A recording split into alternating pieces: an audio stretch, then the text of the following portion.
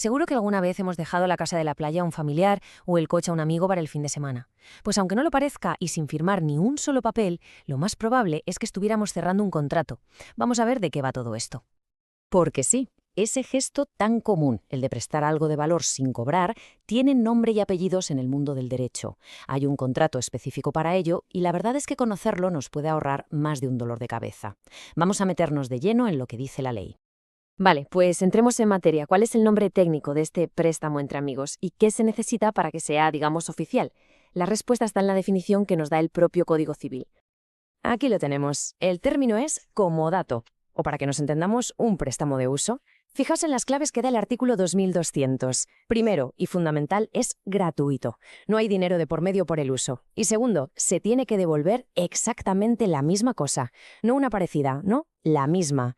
Y aquí viene lo más curioso. El contrato se considera perfecto, es decir, válido, con la simple entrega. No hace falta firmar nada. Te doy las llaves, ya tenemos un comodato. Y ojo, que es muy importante no confundir el comodato con otra figura parecida que es el mutuo, o préstamo de consumo. La diferencia es súper clara. Piensa en esto. El comodato es como si te prestan un cuadro para una exposición. Tienes que devolver ese cuadro. El mutuo es como si te prestan un cartón de leche. No devuelves el mismo cartón, sino otro de la misma marca y calidad. Con el dinero pasa igual. El comodato es para bienes que no se gastan con el uso, mientras que el mutuo es para cosas que sí, como el dinero o la comida. Claro, que sea gratuito y fácil de hacer no significa que no haya reglas del juego. Al contrario, hay unas obligaciones muy claras tanto para quien presta la cosa como para quien la recibe. Vamos a verlas en detalle. Empecemos por el que recibe el préstamo, el llamado comodatario. Y aquí la ley es muy exigente. Le pide emplear el mayor cuidado. Esto significa que es responsable hasta del más mínimo descuido. Además, por supuesto, tiene que usar la cosa solo para lo que se acordó. Nada de usar el coche familiar para hacer carreras. Y lógicamente tiene que correr con los gastos del día a día y devolver la cosa cuando se acabe el plazo, tal y como la recibió, salvo el desgaste normal. ¿Y qué pasa con el dueño, el comodante? Pues para empezar, nunca deja de ser el dueño. Conserva todos sus derechos y puede pedir que le devuelvan la cosa de inmediato si se está usando mal. Pero cuidado, también tiene deberes. Por ejemplo, si surge un gasto extraordinario y urgente para conservar la cosa, le toca pagarlo a él. Y algo muy importante, si la cosa tenía un defecto que él conocía y no dijo nada, y ese defecto causa un daño, tiene que indemnizar. Bueno, hasta ahora todo parece bastante lógico, ¿verdad? Pero ahora viene la pregunta del millón, el punto que suele generar más dudas. Si hemos dicho que el comodato es gratuito, ¿qué pasa si hay pagos? ¿Qué pasa si el que usa la casa paga a la comunidad o el IBI? Pues esta duda no es solo nuestra. Es tan importante que llegó hasta la Corte Suprema de Justicia de Colombia. La pregunta era esa, directa. Si yo te dejo mi piso gratis, pero te pido que pagues la comunidad o los impuestos, ¿hemos convertido ese favor en un alquiler sin darnos cuenta? Y la Corte Suprema fue tajante. Dijo que no, que una cosa no quita la otra, que la gratuidad del comodato no se rompe porque el que usa el bien pague los gastos normales, los que van asociados a ese uso. La clave, según el tribunal, es que esos pagos no sean una contraprestación, o sea, una renta por el uso en sí. Es que aquí está el meollo de la cuestión. Una cosa es pagar la luz, el agua o la comunidad, que son gastos que se generan por estar viviendo allí. Y otra muy distinta es pagarle al dueño una cantidad al mes por el simple hecho de dejarte vivir allí.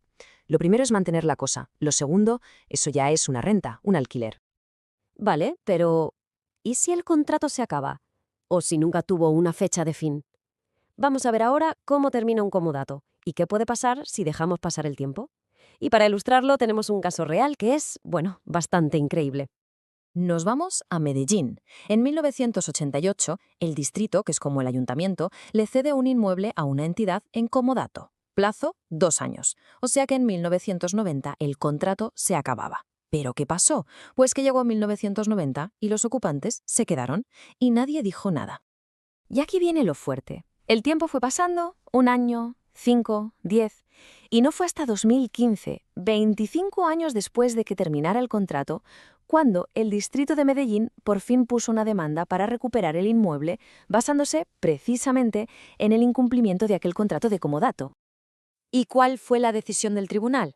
Pues un revés total para el distrito. El fallo dijo que la acción para reclamar por la vía del contrato había caducado. Es un concepto legal clave. Significa que tenían un plazo para demandar en este caso de solo 2 años desde que acabó el contrato, y se les pasó con creces. Así que, por esa vía, perdieron el caso. El tribunal les dijo: llegáis 23 años tarde.